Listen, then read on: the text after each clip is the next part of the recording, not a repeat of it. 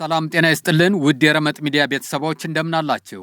ይህ ረመጥ ሚዲያ ነው። የሰዓቱን አበይት ወሬዎች ይዘንላችሁ ቀርበናል። በቅድሚያም አርዕስተ ወሬዎቹን ወደ እናንተ እናደርሳለን።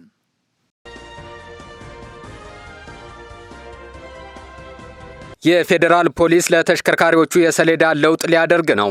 የመምህራን የጋራ መኖሪያ ቤት የመሰረት ድንጋይ ተጣለ። የነዳጅ ድጎማ ሙሉ በሙሉ ሊነሳ ነው ተባለ። ዲያቆን ዳንኤል ክብረት አዲስ ሹመት ሊሰጣቸው ነው።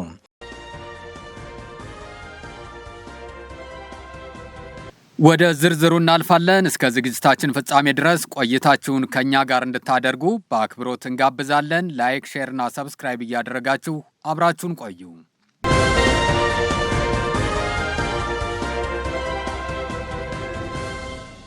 የፌዴራል ፖሊስ ለተሽከርካሪዎቹ የሰሌዳ ለውጥ ሊያደርግ ነው። የኢትዮጵያ ፌዴራል ፖሊስ የተሽከርካሪዎቹን የሰሌዳ ስርዓት ሙሉ በሙሉ ዘመናዊና በቴክኖሎጂ የተደገፈ ለማድረግ መዘጋጀቱን አስታወቀ። አዲሱ የሰሌዳ ስርዓት በህገወጥ መንገድ የማይባዙና ምስጢራዊ የደህንነት መለያዎች ያሏቸው ናቸው ተብሏል።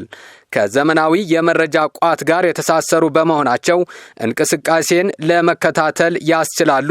ማንኛውንም የዲሲፕሊን ጥሰት ለመቆጣጠርና የፖሊስን ስነ ምግባር ለማስከበርም ይረዳሉ ተብሏል። በ2030 ወደ ሙሉ ዲጂታል አሰራር ለመሸጋገር የተቀመጠውን ግብ ለማሳካት ትልቅ ሚና እንደሚጫወትም ተገልጿል።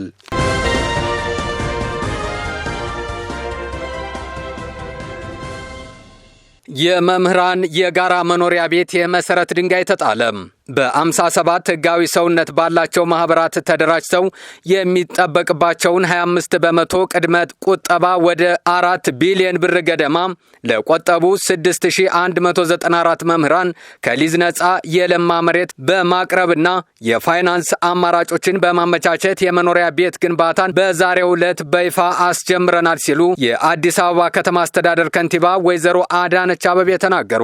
በዚህም መምህራኑ 25 በመቶ በመቆጠባቸውና ቀሪው 75 በመቶ ከባንኮች ጋር የፋይናንስ አማራጭ እንዲመቻች በማድረግ ወቅታዊ አማካይ የሊዝ ዋጋው 24 ቢሊዮን ብር የሚገመት 40 ሄክታር መሬት በነጻ በማደራጀት የዲዛይን ስራዎችን በማከናወንና ኮንትራክተሮችን በመለየት አስፈላጊውን ድጋፍ አድርጓል ብለዋል።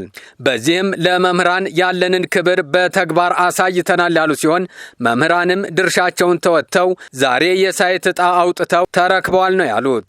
ዛሬ ያስጀመርነውን የመምህራን ማህበር ቤት ግንባታ ያለምንም ማስተጓጎል በተቀመጠለት የጊዜ ሰሌዳ እንዲጠናቀቅ ተገቢውን ክትትልና ድጋፍ ማድረጋችንን እንቀጥላለን ብለዋል ከንቲባዋ። ከመምህራን በተጨማሪ የተደራጁ ሌሎች የመንግስት ሰራተኞችንም በርቱ ለማለት እወዳለሁ ብለዋል። በተጨማሪም አይቻልም አይሳካም ለሚሉ አስተሳሰቦች ቦታ ሳትሰጡም በፍጥነት ተደራጅታችሁ በመቆጠብ ፋና ወጊ ለሆናችሁት መምህራን እንኳን ደስ አላችሁ እያልኩ ለቤቶቹ ምረቃ እንደምንገናኝ ሙሉ እምነት አለኝ ብለዋል።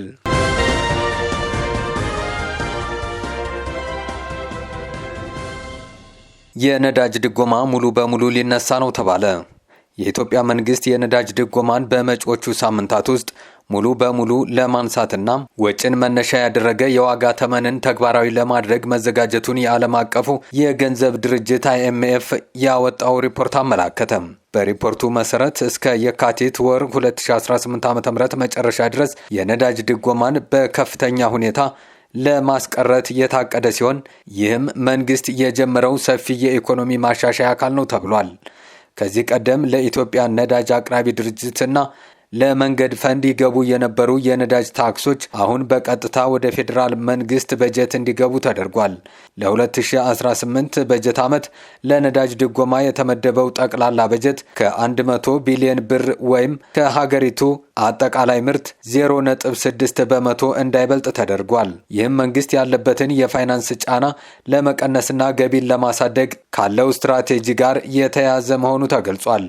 ባለፈው ታህሳስ ወር 2018 ዓ.ም በተደረገ የዋጋ ማሻሻያ የናፍጣ ዋጋ በ11 በመቶ፣ የቤንዚን ደግሞ በ5 በመቶ ጭማሪ አሳይቷል።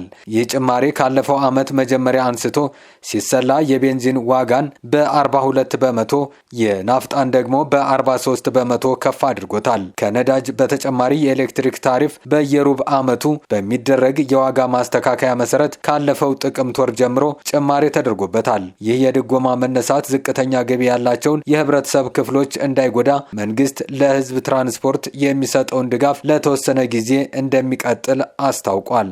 ይህ ድጋፍ በዲጂታል የክፍያ ስርዓቶችና በሞባይል ባንኪንግ አማካኝነት የሚተገበር ሲሆን ተጠቃሚ የሚሆኑትም የከተማና የክልል የህዝብ ትራንስፖርት አገልግሎት ሰጪ ብቻ ናቸው ተብሏል። በተመሳሳይ ለማዳበሪያ ድጎማ የሚውለው በጀት በ84 ቢሊዮን ብር እንዲገደብ ተደርጓል።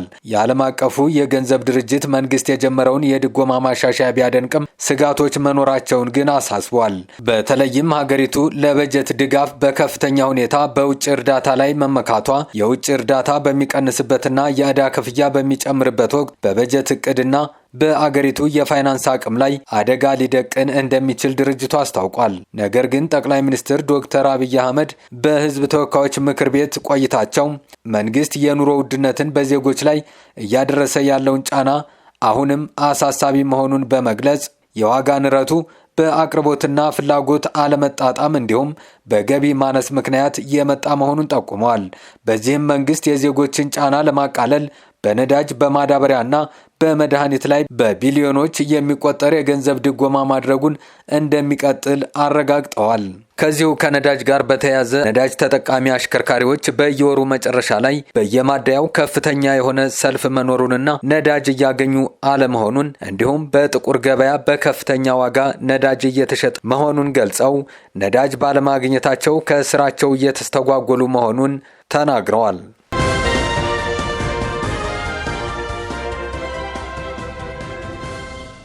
ዲያቆን ዳንኤል ክብረት አዲስ ሹመት ሊሰጣቸው ነው። የጠቅላይ ሚኒስትር ዶክተር አብይ አህመድ የማህበራዊ ዘርፍ አማካሪ የሆኑት ዲያቆን ዳንኤል ክብረት የኢትዮጵያ ብሮድካስቲንግ ኮርፖሬሽን ኢቢሲ የስራ አመራር ቦርድ ሰብሳቢ ሆነው በፓርላማ ሊሾሙ መሆኑ ተሰማም። የህዝብ ተወካዮች ምክር ቤት ሐሙስ ጥር 28 ቀን 2018 ዓ.ም በሚያካሄደው መደበኛ ስብሰባ ለኮርፖሬሽኑ ቦርድ አባልነት የቀረቡ 9 እጩዎችን መርምሮ ያጸድቃል ተብሎ ይጠበቃል።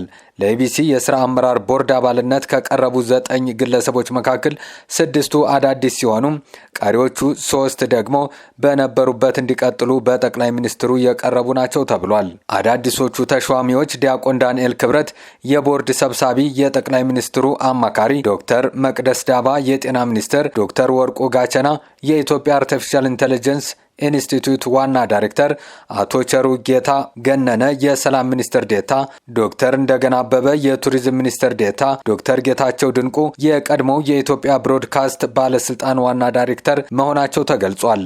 በቦርድ አባልነታቸው እንዲቀጥሉ የቀረቡት ደግሞ አቶ ኢየሱፍ ኢብራሂም የአብን አመራር፣ ዶክተር አብዱልዋሳ አብዱላሂ ከብልጽግና ፓርቲ፣ አቶ ጃፋር በድሩ የውጭ ጉዳይ ዋና ዳይሬክተር ናቸው።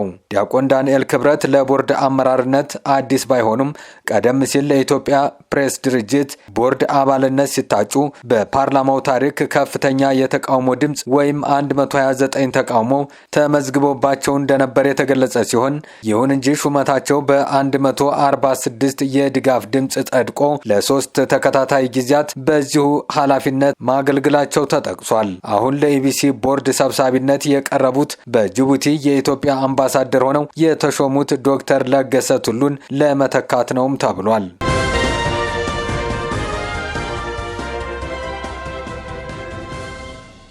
ለሰዓቱ የነበሩን መረጃዎች እነዚህ ነበሩ። ላይክ፣ ሼር እና ሰብስክራይብ እያደረጋችሁ ቤተሰብ እንድትሆኑ በአክብሮት እንጠይቃለን። አብራችሁን ስለቆያችሁ ከልብ እናመሰግናለን። ጤና ይስጥልን።